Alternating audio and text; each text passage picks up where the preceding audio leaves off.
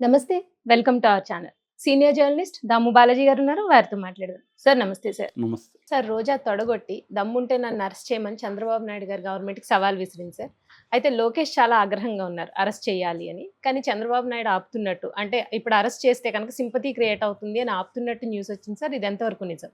నిన్న రోజా నగరిలో వైసీపీ సమీక్షా సమావేశంలో హ్మ్. పాల్గొనింది. ఆ సందర్భంగా ఆమె ఫుల్‌గా రెచ్చిపోయింది. హ్మ్. అదిప్పుడు బాగా వైరల్ అవుతుంది. అంటే మామూలుగా ప్రభుత్వం వచ్చిన తర్వాత కొంతమంది నాయకులు సైలెంట్ అయిపోయారు. హ్మ్. అప్పట్లో అవును సార్. వైసీపీ తరపున ఫైర్ బ్రాండ్స్‌గా ఉన్న వాళ్ళల్లో ఫ్రంట్‌లో ఉండే వాళ్ళల్లో రోజా ఒకరు. హ్మ్. ముందు నుంచి కూడా ఆమె చాలా స్ట్రాంగ్‌గా మాట్లాడుతుంది. ఆమెకున్న ప్లస్, మైనస్ అదే. హ్మ్. ప్లస్ కూడా అది. ఎందుకంటే అంత అగ్రెసివ్‌నెస్ లేకపోతే ఈ మెయిల్ డామినెంట్ పొలిటికల్ హ్మ్. అట్మాస్ఫియర్‌లో ఆమె వచ్చుండే పరిస్థితి లేదు. హ్మ్. ఆమె యాక్చువల్‌గా వెరీ హంబుల్ బ్యాక్‌గ్రౌండ్ నుంచి ఒక హీరోయిన్‌గా ఎదిగి అక్కడి నుంచి రాజకీయాల్లోకెళ్ళి ఒక మంత్రిగా ఎదిగిందంటే ఆ ఫైర్ బ్రాండ్ నేచర్ ఉండడం, ఫైటింగ్ నేచర్ ఉండడం, డైనమిక్‌గా మాట్లాడడం ఈ ఈ ట్రైట్సే ఆమెను ఆ స్థాయికి తీసుకొచ్చాయి. హ్మ్. అవి అయితే వాటిని జాగ్రత్తగా వాడకపోతే ఒక్కొక్కసారి మనకి మంచి లక్షణాలను కూడా మనం పొదుపుగా, జాగ్రత్తగా వాడాలి. హ్మ్. అది ఏమైందంటే వ్యక్తిగతంగా దాడులు చేయడం, చాలా హీనంగా ఎదుటోళ్ళని మాట్లాడడం, అవును సార్. ఆ స్థాయికి ఆమె హ్మ్. వెళ్ళిపోయి చేయడంతో ఆమెకు కూడా రియాక్షన్ ఉంటది గదా! హ్మ్. మన న్యూటన్ లా లాగా ఫర్ ఎవ్రీ అవును sir. Action there is an equal and opposite opposite reaction. Reaction. అవును సార్. అలాగే ఆమెకు కూడా అలాంటివి తగిలాయి. హ్మ్. అయితే ఇప్పుడు గవర్నమెంట్ వచ్చిన తర్వాత అప్పటి ప్రభుత్వంలో వ్యక్తిగత దాడులు చేసిన వాళ్ళు కొంతమందున్నారు. ఎవరు కొడాలి నాని కావచ్చు, వల్లభనేని వంశీ కావచ్చు, రోజా హ్మ్. కావచ్చు, అంబటి రాంబాబు కావచ్చు. ఇలాంటి వాళ్ళని ఆహ్, వైసీపీ వాళ్ళని నాయకుల్ని బి ఈ కూటమి హ్మ్. ప్రభుత్వం విడిచిపెట్టదు. ఎందుకంటే ఆల్రెడీ రెడ్ బుక్ ఉందని అనౌన్స్ చేశాడు. రెడ్ బుక్‌లో హ్మ్. పేర్లున్నాయని లోకేష్. వీళ్ళ మీద పగ తీర్చుకుంటారనేది అందరూ గూడా ఎక్స్‌పెక్ట్ జేశారు. హ్మ్. కానీ దానికి భిన్నంగా కొంతమంది ముఖ్యంగా కేడర్ మీద, సోషల్ మీడియా మీద మాత్రమే ఇప్పటివరకు క్రాక్ డౌన్ మొదలైంది. కొంతమంది సెలెక్టివ్ అధికారుల మీద, ముఖ్యంగా సీఐడీ అధికారులు, కొంతమంది అధికారుల మీద, పోలీస్ అధికారులు, కొంతమంది ఐఏఎస్ అధికారులు ఇలాగా బ్యూరోక్రాట్ సిస్టమ్‌లో ఉండి హ్మ్. కొంతమంది మీద వైసీపీలో ఉన్నప్పుడు రెచ్చిపోయి తెలుగుదేశం శ్రేణుల్ని, నాయకుల్ని వేధించిన అనేక మంది అందరిని కూడా కాదు అక్కడ కూడా. హ్మ్. కొంతమంది సెలెక్టివ్‌గా. వాళ్ళ మీద మాత్రమే కేసులు పెట్టి వాళ్ళని ఇబ్బంది పెట్టడం అనేది జరుగుతుంది.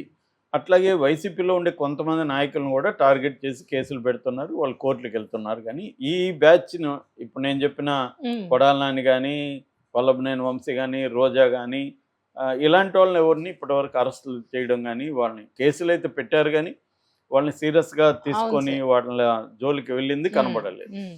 ఈ టైంలో కొంత సైలెంట్ కూడా అయిపోయారు వీళ్ళు కొద్దిగా. ఇప్పుడు కొడాలి నాని ఈ మధ్య మాట్లాడట్లేదు. వల్లభనేని వంశీ మాట్లాడట్లేదు. రోజా కూడా రోజా. కొంతకాలం అవును సార్. మాట్లాడలేదు. హ్మ్.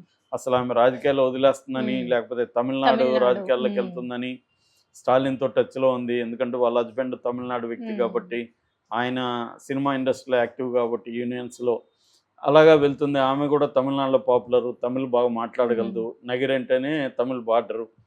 సో, ఇలాగా చాలామంది అనుకున్నారు గానీ, ఆమె మళ్ళీ ఇప్పుడు యాక్టివ్ అయింది. నిన్న ఆమె ఎవరు ఊహించని పద్ధతిలో చాలా సీరియస్‌గా ఛాలెంజ్ విసిరింది హ్మ్. చంద్రబాబుకి. "నీకు దమ్ముంటే అరెస్ట్ చేసుకో. అరెస్ట్ చేస్తావా చేసుకో. కేసులు పెడతావా పెట్టుకో. ఉద్యోగాలు తీయిస్తావా తీసుకో. ఏం చేస్తావో చేసుకో. మేము దీనికి వడ్డీతో సహా చెల్లిస్తాం.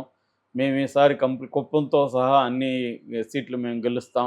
మేము గూడా ఒక రెడ్ బుక్ గాదు గానీ, గుడ్ బుక్ ఒకటి మెయింటైన్ హ్మ్. చేస్తున్నాం. ఆ గుడ్ బుక్‌లో మీ పేర్లుంటాయి."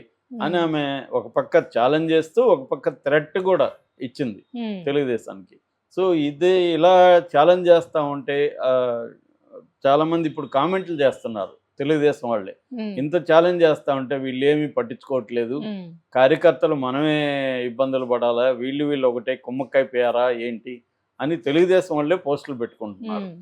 కానీ వినబడే వార్త ఏమంటే లోకేష్ చాలా సీరియస్‌గానే ఉన్నాడు. కానీ చంద్రబాబు వద్దంటున్నాడు. ఎందుకంటే ఇప్పుడు నేషనల్ లెవెల్‌లో చంద్రబాబు ప్రభుత్వంలో ఉన్నాడు. ఇక్కడేమన్నా చేస్తే అది రేపు మోడీకి కూడా ఇబ్బందవుతుంది. హ్మ్. ఎన్‌డీఏ ప్రభుత్వం చూడు ప్రతిపక్షాలను ఎలా వేధిస్తున్నారో అని ఇండియా కూటమి మాట్లాడే అవకాశం ఉంది. ఆల్రెడీ జగన్ ఢిల్లీ వరకెళ్ళి ఢిల్లీలో ఎన్డీఏ ప్రభుత్వం అక్కడ ఏం చేస్తుందని అక్కడ ఎక్స్పోజ్ చేసి వచ్చాడు.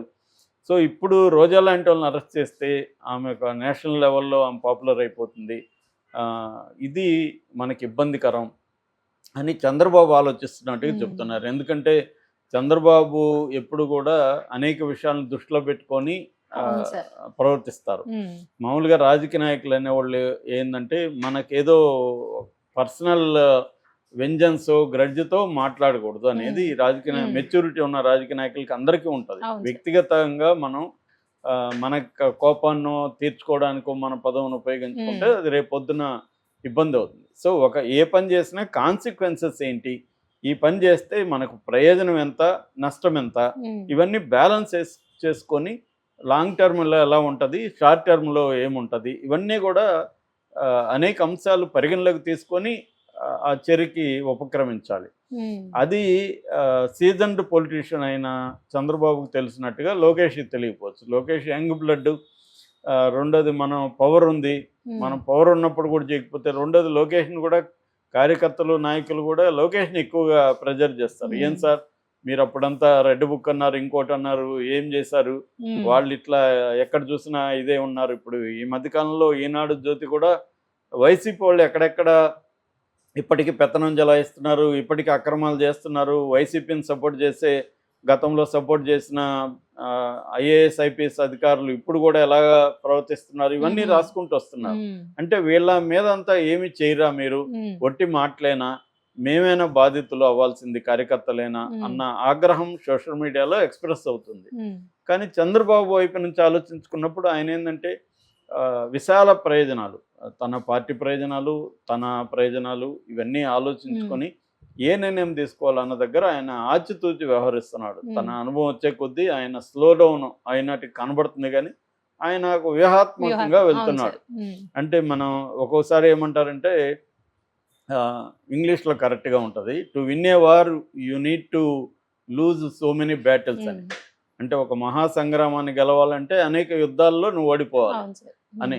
ఆ సామెత పాలిటిక్స్ కూడా వర్తిస్తుంది. నువ్వు పెద్ద ప్రయోజనాన్ని దృష్టిలో పెట్టుకున్నప్పుడు చిన్న చిన్న వాటిలో నువ్వు ఓడిపోతున్నా పర్వాలేదు. అలాగా చంద్రబాబు ఏంటంటే ఇప్పుడు రోజా ముందు ఓడిపోయినట్టు, రోజా అంత ఛాలెంజ్ చేస్తే మనం ఏం చేయలేమా, అధికారంలో ఉండి కూడా ఏం లాభం అని మాట్లాడే వాళ్ళు ఉంటారు. వీళ్ళు ఏం పోయింది, వీళ్ళు రెచ్చగొడతారు, వీళ్ళ ఇళ్ళలో వీళ్ళు ఉంటారు. కానీ చంద్రబాబు ఇవన్నీ ఆలోచిస్తాడు కదా.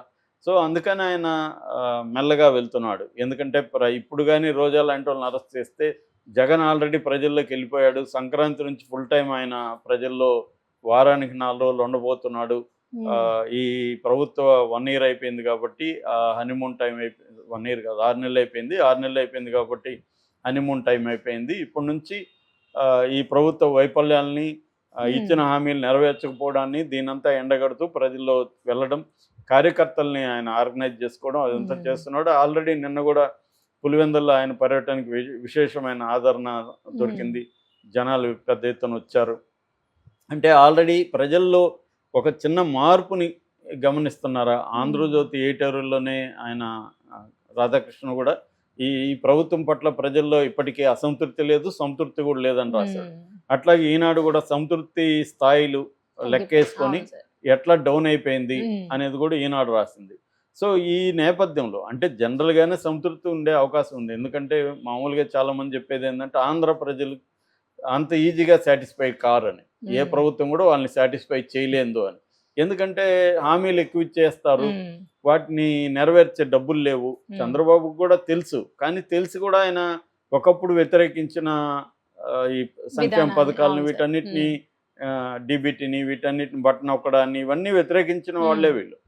కానీ ఎలక్షన్ ముందు అంతకంటే ఎక్కువ ఇస్తామని, అంటే జగన్ 70,000 కోట్లు ఇస్తే నేను 1,20,000 కోట్లు, 1,20,000 కోట్లు ఇస్తానని ఈయన ప్రకటించేసరికి జనం ఇటు వచ్చారు.